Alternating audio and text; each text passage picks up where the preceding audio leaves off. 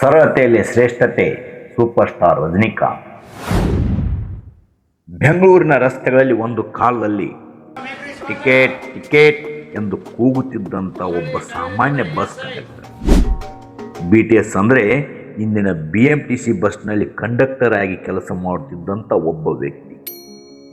ಇಂದು ಅದೇ ವ್ಯಕ್ತಿಗೆ ಇಡೀ ಪ್ರಪಂಚವೇ ತಲೆಬಾಗುತ್ತದೆ.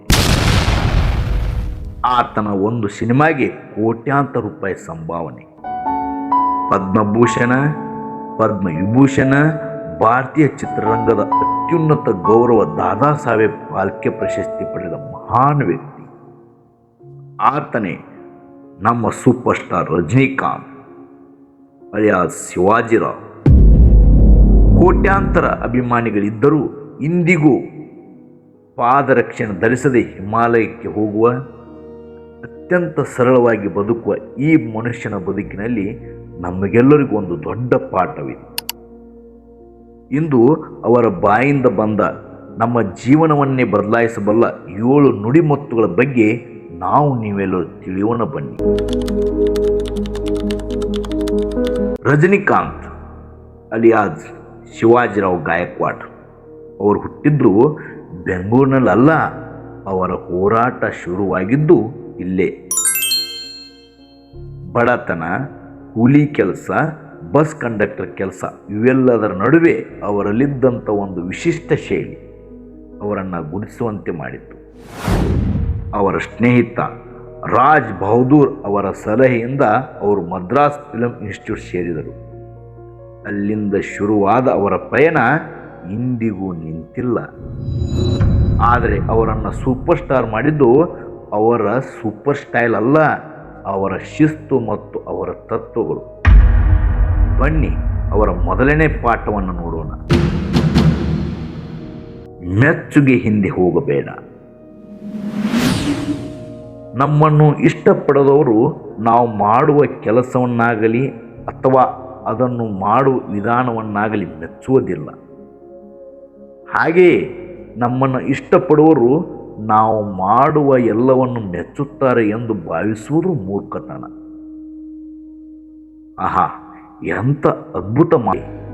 ಆದರೂ ಅವರು ಹೇಳುತ್ತಾರೆ, ಸಂಜೆ ಮನೆಗೆ ಹೋದಾಗ ಮನೆಯಲ್ಲಿ ಶಾಂತಿ ಇಲ್ಲದಿದ್ದರೆ, ಸಮಾಜದಲ್ಲಿ 4 ಜನ ನಿಮ್ಮನ್ನು ಗೌರವದಿಂದ ನೋಡದಿದ್ದರೆ, ಆ ಕೋಟ್ಯಾಂತರ ರೂಪಾಯಿ ಇದ್ದರೂ ಕೂಡ, ಬ್ಯಾಂಕ್ ಬ್ಯಾಲೆನ್ಸ್ ಇದ್ದರೂ ಕೂಡ ಅದು ವೇಸ್ಟ್.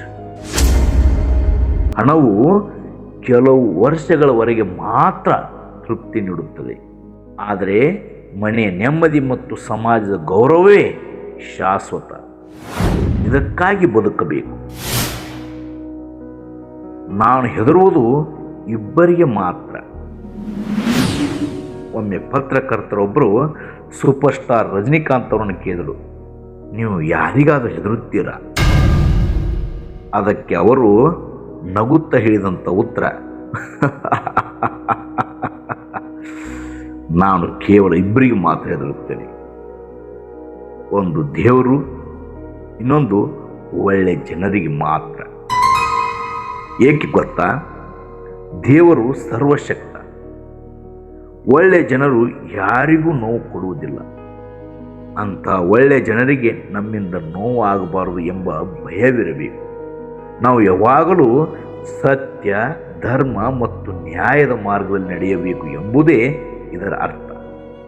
ಅಧಿಕಾರ, ಹಣ, ಖ್ಯಾತಿ ಯಾವುದಕ್ಕೂ ಹೆದರಬೇಡಿ. ಆದರೆ ನಿಮ್ಮ ಆತ್ಮಸಾಕ್ಷಿಗೂ ನಿಮ್ಮ ಒಳ್ಳೆತನಕ್ಕೂ ಹೆದರಿ ಬದುಕಿ. ಕೆಲಸದಲ್ಲಿ ಶಿಸ್ತು ಮತ್ತು ಶ್ರದ್ಧೆ. ರಜನಿಕಾಂತ್ ಅವರು ಶೂಟಿಂಗ್ ಸೆಟ್ಗೆ ಯಾವಾಗಲೂ ಅರ್ಧ ಗಂಟೆ ಮುಂಚೆ ಹೋಗುತ್ತಾರೆ.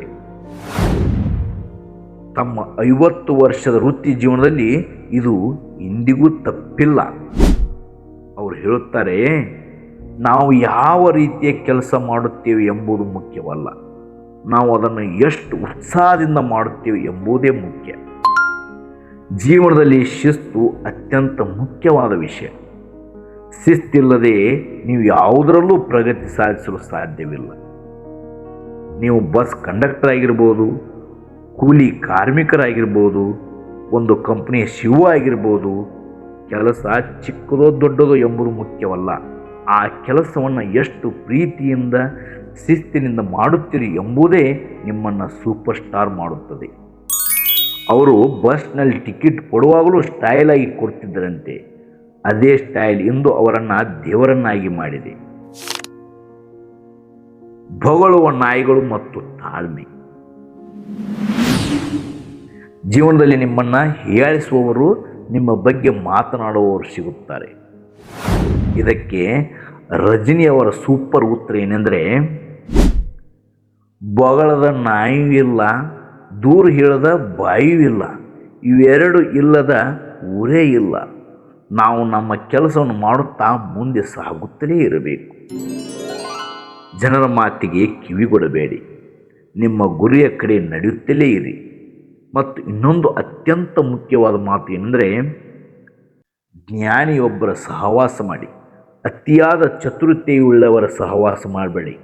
ಚಾಣಾಕ್ಷರಿಗೆ ಅನೇಕ ಕಿಟಕಿ ಬಾಗಿಲು ಇರುತ್ತವೆ, ಆದರೆ ಅವೆಲ್ಲವೂ ಮುಚ್ಚಿರುತ್ತವೆ.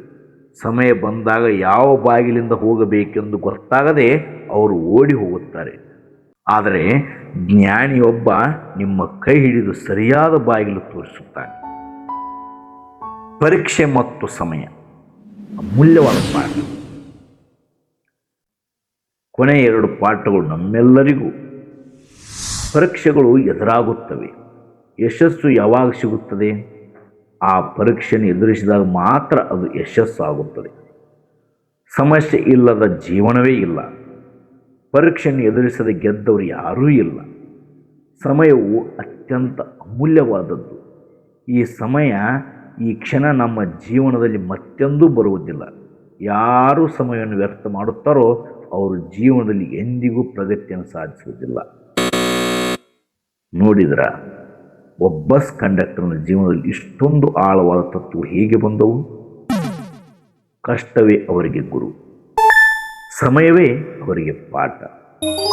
ಅವರು ಹೇಳುವ ಕೊನೆಯ ಮಾತು ಇದೆ: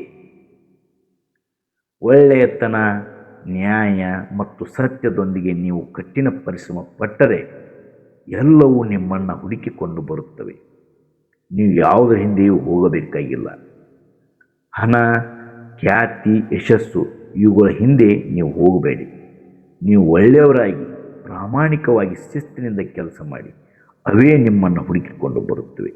ಇದು ಕೇವಲ ಒಬ್ಬ ನಟನ ಕಥೆಯಲ್ಲ, ಇದು ನಮ್ಮೆಲ್ಲರ ಕಥೆ. ನಿಮ್ಮೊಳಗೂ ಒಬ್ಬ ಸೂಪರ್ ಸ್ಟಾರ್ ಇದ್ದಾನೆ, ಅವನನ್ನು ಎತ್ತರಗೊಳಿಸಿ. ನಮಸ್ಕಾರ ನಮ್ಮವರೇ, ಈ ವಿಡಿಯೋ ನಿಮಗೆ ಇಷ್ಟವಾಗಿದ್ದರೆ ನಿಮ್ಮ ಜೀವನದಲ್ಲಿ ಯಾವ ಮಾತು ಹೆಚ್ಚು ಸ್ಫೂರ್ತಿ ನೀಡಿತು ಎಂದು ಕಮೆಂಟ್ನಲ್ಲಿ ತಿಳಿಸಿ. ಮತ್ತೊಬ್ಬರಿಗೆ ಸ್ಫೂರ್ತಿ ನೀಡಲು ಈ ವಿಡಿಯೋವನ್ನು ಶೇರ್ ಮಾಡಿ. ತಪ್ಪದೆ ನಮ್ಮ ಚಾನಲನ್ನು ಸಬ್ಸ್ಕ್ರೈಬ್ ಮಾಡಿ. ಧನ್ಯವಾದಗಳು ನಮ್ಮವರೇ. ಜೈ ಕನ್ನಡಿಗ, ಜೈ ಕರ್ನಾಟಕ.